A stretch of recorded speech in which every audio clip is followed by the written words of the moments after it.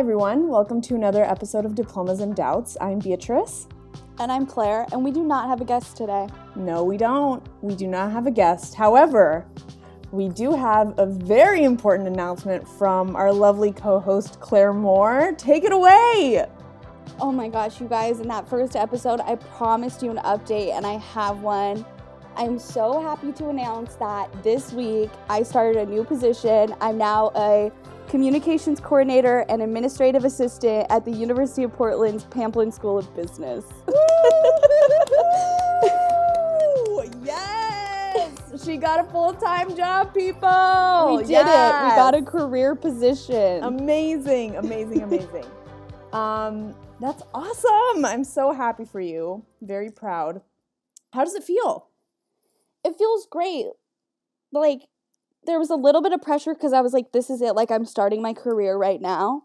Mm-hmm. But the pressure was lessened a lot by the fact that I was going back to UP. So I was back to an office I'm very familiar with. Right. It's like a comfortable environment. A lot of the new job transitions, like learning people's names and learning where things are, like those aren't existent for me because I'm already very comfortable there. Right. So that's nice. That's great. I love that. So let's get started. Let's talk about how you kind of got to this position, and then we'll talk about, your last few days at your internship and all that fun stuff. Yeah, I would like to backtrack back to my internship. I felt like when we recorded that first episode, I talked a lot about my time at the dealership and getting my internship, but I sort of wasn't ready to talk about a lot of the stuff that I was working on in terms of trying to find this new position.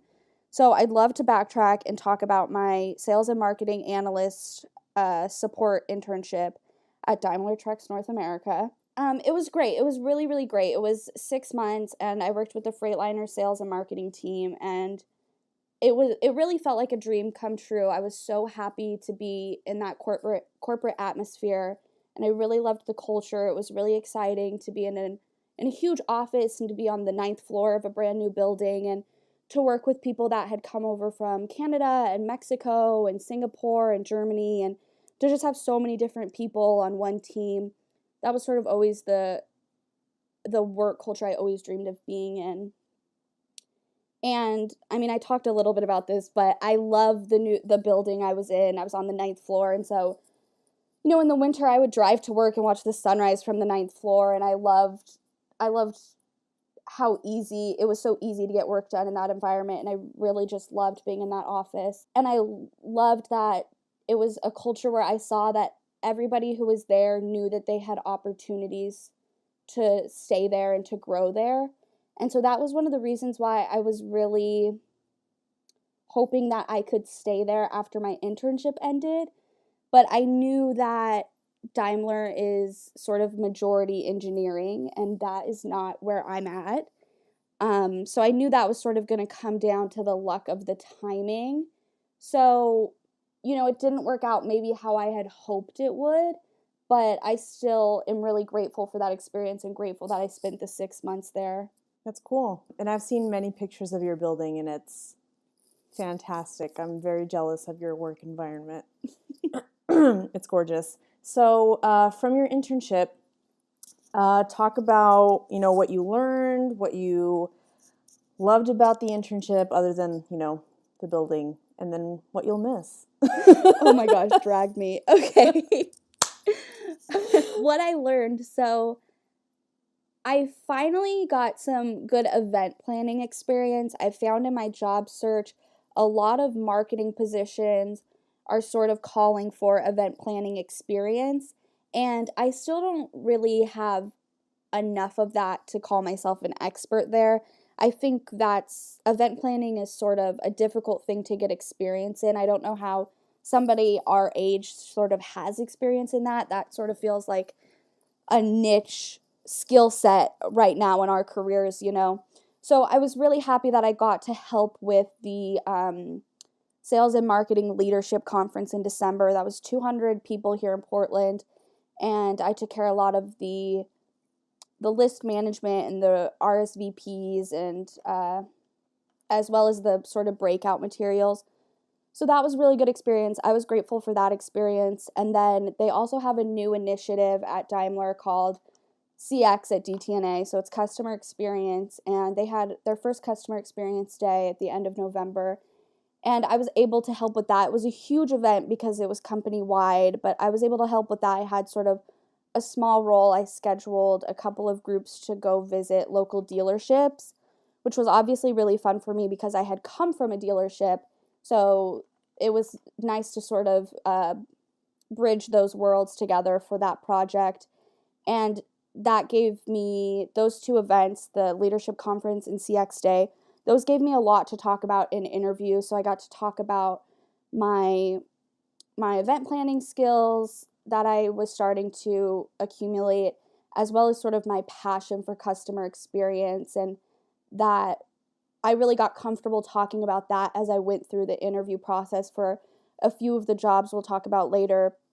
But I sort of learned how to vocalize my journey from being a receptionist and sort of diving into that world of customer service as a receptionist at the dealership and marrying that into the world of corporate and sort of how customer service translates to customer experience. And I realized that at a certain point in my career, I would really like to be in a place where I'm sort of in a position where I can craft policies that enhance customer experiences at a company, you know, as big as Freightliner or DTNA.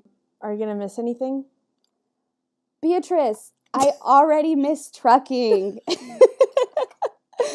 Trucker girl for life. I know. I've been very clear with my friends that I'm not ready to stop calling myself a trucker girl.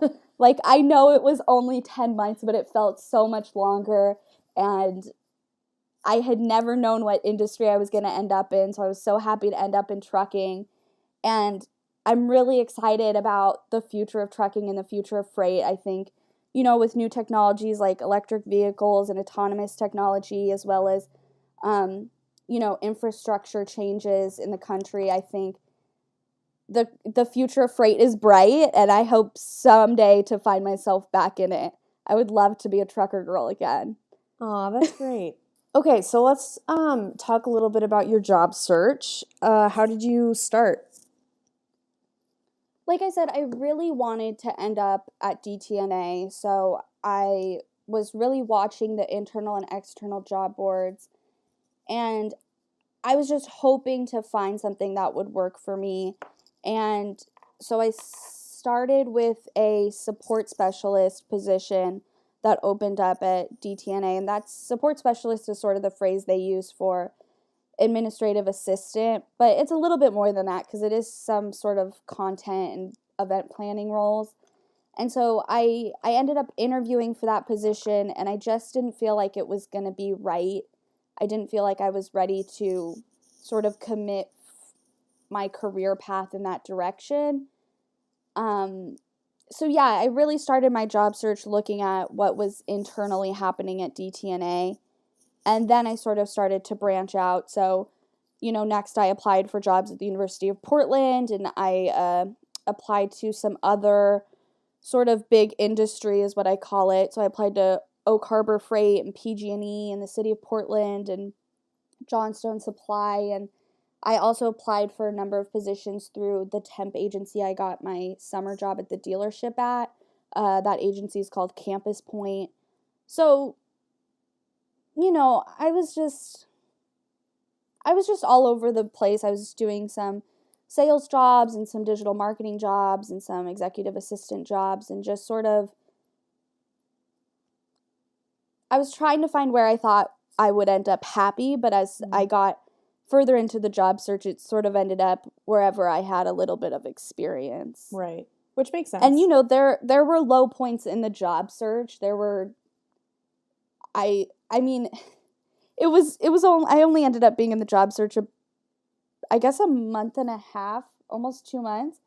But there were really some moments where, like, I was not sure what was going to happen next. I think I was in one of those moments when we recorded the first episode where I really thought I was going to go through a phase of unemployment, and I wasn't ready for that. I kept telling myself that I had had a job since I was hired at the yearbook staff August of 2013. I didn't know how to be unemployed, and I didn't know how to have free time, and I didn't know how to not have an income.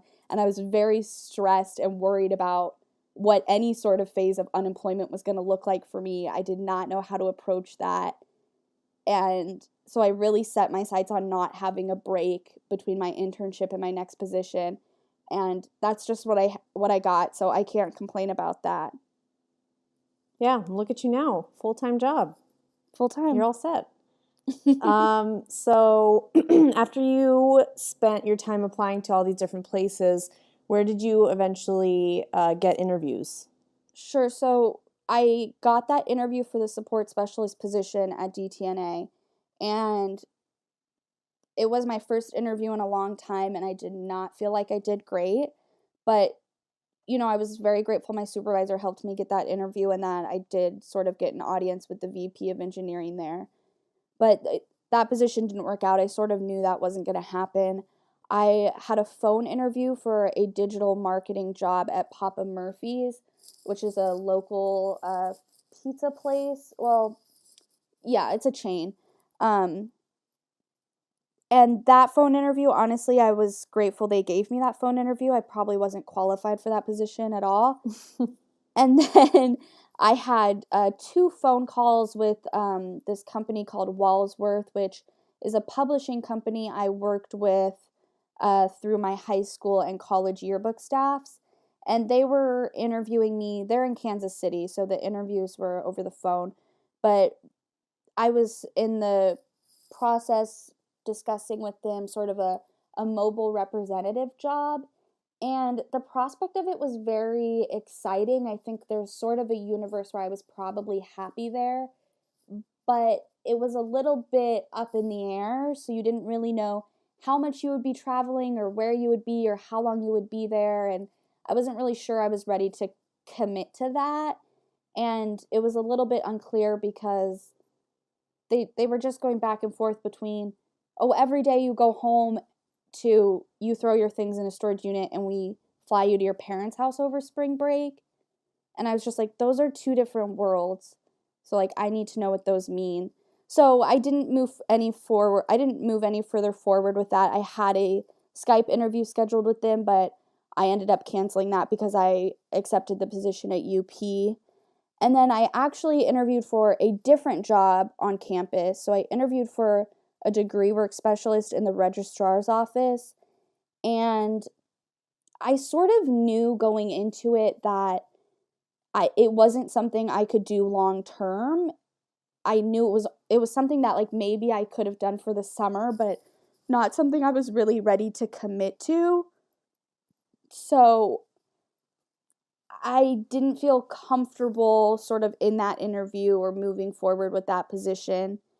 And then I got the interview for this communications coordinator position at the School of Business. And it ended up being that I had been stressed out for 2 months about finding a job, right? And I ended up getting the second job I applied for. So I had applied for this back at the very beginning of February, and I didn't interview for it until the end of March. So and I kept telling myself, like, this will work out. I just want to know how it works out. And I would have never guessed it had worked out with me getting the second job. It's crazy that I had how applied things work to. out that way. Yeah. But I remember you telling me about that yearbook job. What was the company called again? Walsworth? Walsworth, yeah. It seemed so weird to me. Like, just the amount of traveling that you were supposed to do and the fact that they told you, oh, you have to dump all your things in a storage unit. I don't know. I got weird vibes from that. I was excited to be interviewing for it because I really love Walsworth and I really love yearbook, and I love the idea of going to different schools and helping staffs with things they need and being hands-on in a yearbook process again. Right. I feel very passionate about yearbook staffs. Mm-hmm. So I was very excited about that prospect, and I have the highest regard for Walsworth for all of the work I've done with them, but I was very confused, and I did ask at one point, so there's no permanent relocation required? And she said no, but then at the end of that phone interview, she told me that people throw their stuff in a storage unit. And I thought, I wouldn't mind traveling and for, a couple of months at a time and being in these different yearbook staffs, but I don't want to live in a storage unit. Right. So it was very unclear sort of what was to be expected. I think that if there was a universe where they told me, like, you're going to spend 4 months in Oregon and then we'll send you to Texas for 4 months. And, if they were able to map that out for me, I think I would have been willing to commit to that. But I wasn't sort of willing to commit to the ambiguity of it all. Right. And I feel like having it be your first full-time job is a little intimidating too, having to travel that much. Yeah. I don't know.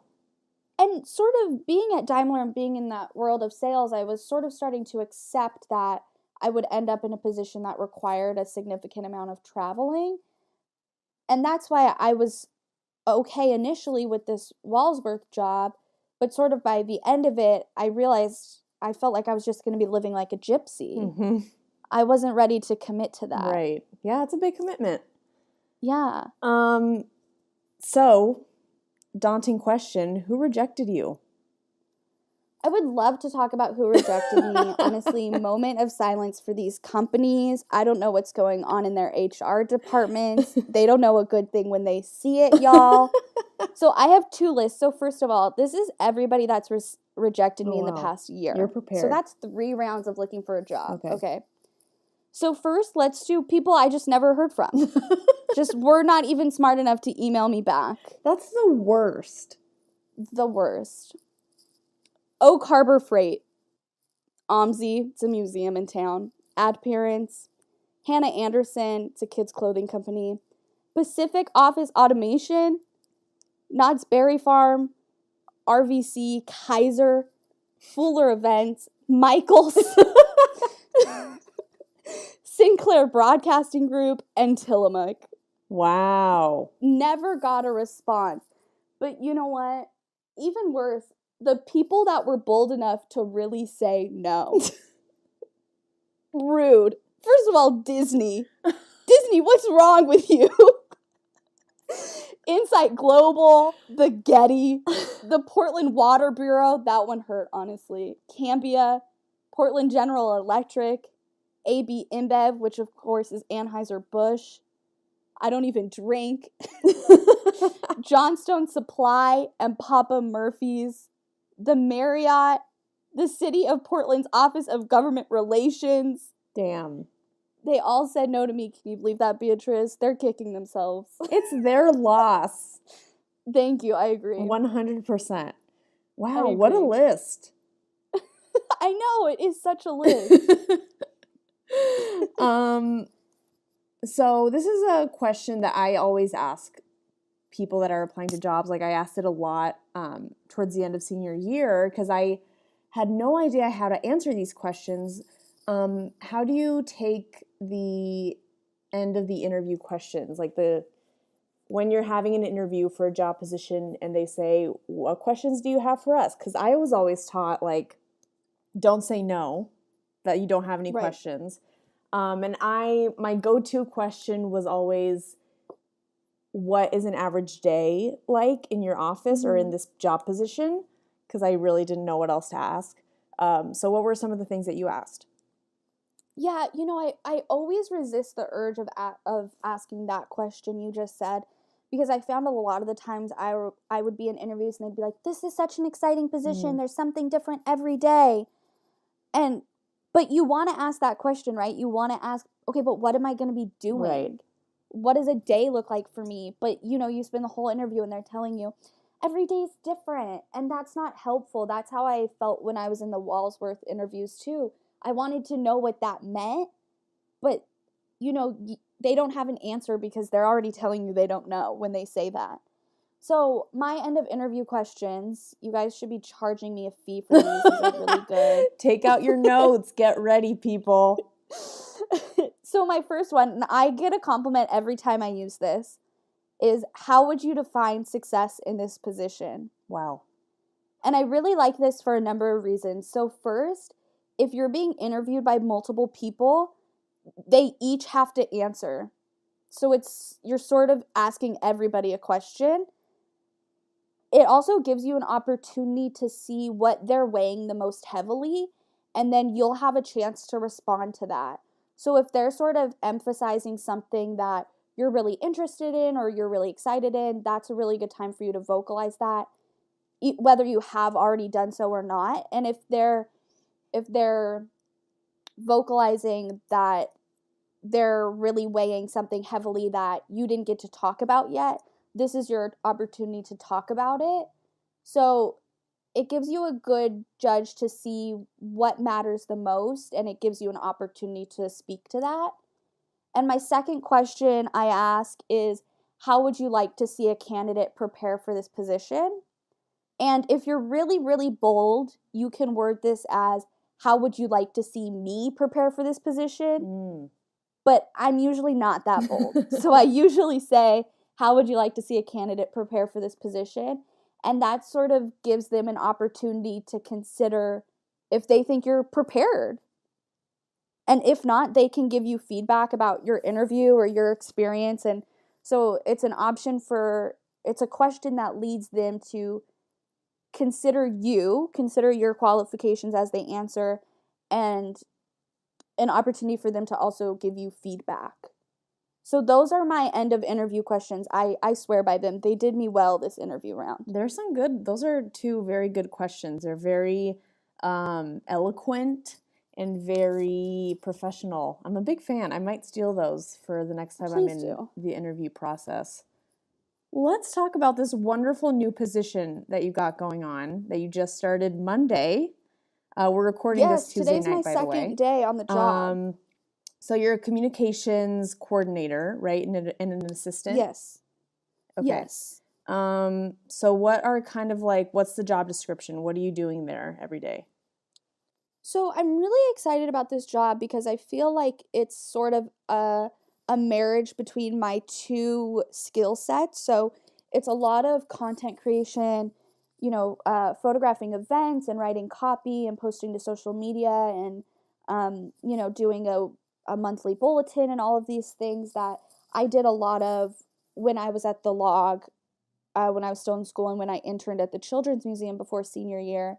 So those are skill sets that I'm really familiar with. And then the administrative assistant side of it is more of what I've been doing as a receptionist and office clerk at the dealership, as well as a support intern at Daimler. So I feel like I finally found a position where all of my skill sets could exist in unison. So I'm really excited about that. So I sort of touched on this in as I said that, but I'll be helping plan events and photographing events and maintaining the social media websites, and a lot of the job is really focusing on awareness of the graduate programs, because that's sort of where the department gets their money. So a lot of outreach to those sort of target audiences, and I'm excited to be doing that because I worked in the graduate school for, I guess, about 8 months. When I was a student at UP, I processed admissions. So I'm a little bit familiar with those programs already, and it's exciting to sort of be on the other side of that. And the administrative assistant piece of this is really just whatever the dean needs. And so it's kind of already been clear to me that things will come up, and I'll just be expected to prioritize those. And I love that kind of work because I really like knowing that I'm making things happen. And I also think these kind of administrative assistant roles really give you great exposure to leaders. So, when I was an office clerk at the dealership, I worked very closely with the general manager, and I got to see how his leadership style was. And then I got to see how my supervisor at Daimler and her supervisor, who was the VP of sales and marketing, I got to become familiar with their leadership styles. And now I'll be able to see how Dean Anderson leads this School of Business department. And that's really exciting for me because eventually, I would like to be running the world. Just the whole world. Yes. That's the career goal. We love powerful women. So I really like being able to see how other leaders work.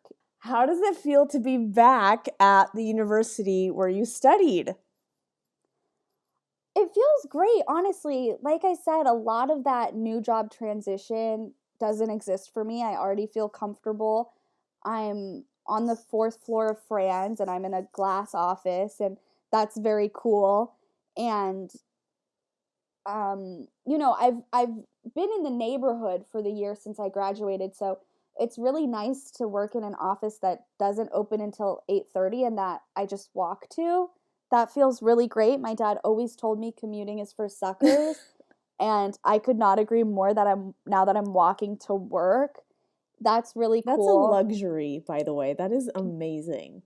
I know, I can't believe it. I can't believe it.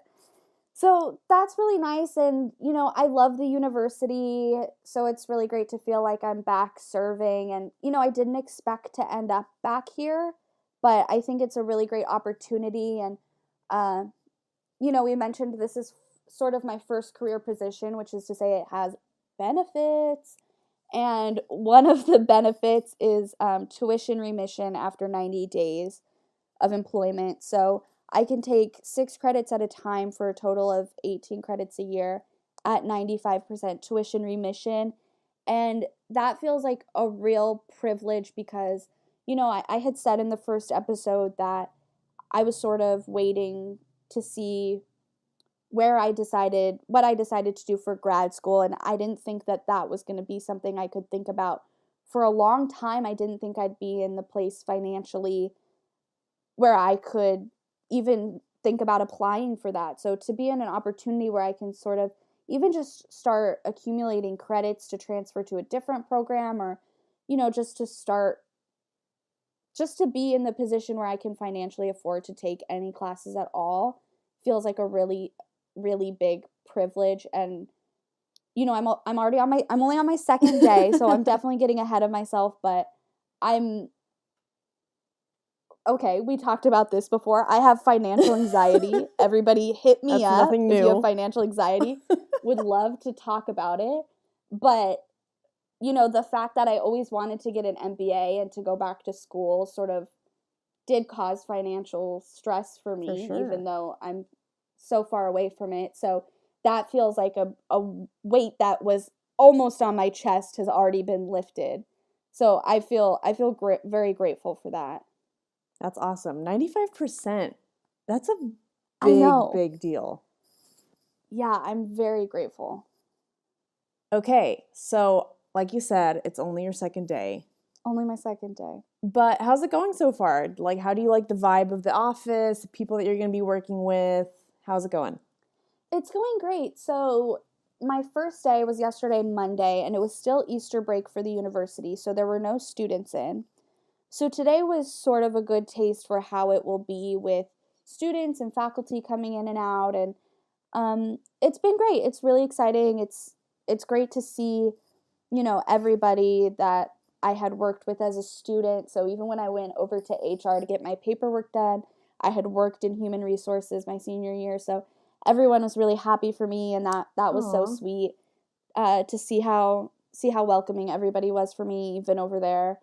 And they have a fundraising event starting tomorrow. The university does. So I've sort of been working on posting to social media for that. And it's been great. I think there's going to be a lot of really good events that I'll be participating in and posting to social media about this month. So I'm excited. I feel really optimistic about it. I feel very grateful that things worked out for me and that I did not go through the period of unemployment I was so worried about. And I'm very happy. I love it. I love that you're happy. I'm happy that you're happy. What are the social media accounts that you're posting to so that people can support you and follow you? Y'all, I'm posting to the Pamplin School business accounts, LinkedIn, Twitter, Instagram, Facebook. I'm all over them. Yes, It's social media actually queen. it's pretty funny because when I was a junior at UP, I helped them take photos. And so they weren't paying me or anything. I was just like giving them photos and I was posting on their accounts for them. So I'm now in the role that I was just helping that junior year. So like I never thought I would take that lady's job. But here we are. So now I'm just back posting on the same social media accounts I posted to as a junior, but now I'm getting paid. I love it. That's Yeah, it's fantastic. very It's exciting. all full circle. It's great. So full circle. It's great. Now I have a staff ID instead of a student ID. Wow. I know. You guys, I really started a career. Thank you, all of our listeners, for believing in me. I know you did. This is a success for us all now that I have a full-time job with benefits. Oh, for sure.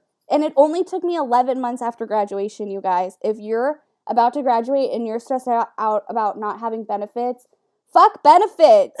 You don't just wait. They'll come when they come. Don't rush things, okay? It's all going to work out. 11 months or 11 days after graduation, you'll find yourself benefits. It's Yes, going to be okay. benefits are worth it. Well, I'm so happy that you finally found a full-time job and that you are happy in this position. You deserve it. You're amazing. So proud. Thank you, Beatrice. Of course. Should we get into our sponsor? Yes. Thank you, everybody, for tuning in to this episode of Diplomas and Doubts. Our sponsor today is your friend's Hulu password. Beatrice, You're thank welcome. you for your Hulu password. I'm watching Happy Endings. I'm watching Alone Together. I love your Hulu password. Thank you so much. You are welcome. And that just doesn't include Hulu. It includes Netflix, Amazon Prime, a little bit of everything. So those quality friends with those passwords and that pay monthly for these services, keep them at your side because, you know, they're really important friends and they're really good friends. Absolutely. And you know, I use my brother's Spotify Premium. Oh, there you go. And brother, thank you. I'm not ready to start contributing to that. So thank you so much for paying for our Spotify. It means the world to me. That's like just, you know, there's different steps and stages in a friendship. And once you pass sharing passwords for different accounts and services and whatnot, you've made it. You've made a friend for life. And then you start a podcast together. There you go. So everyone, we have been terrible podcast hosts. Listen, you have to cut us some slack. We're really new to this. This is only our 4th episode. Yeah. But we completely failed to ask you guys to subscribe.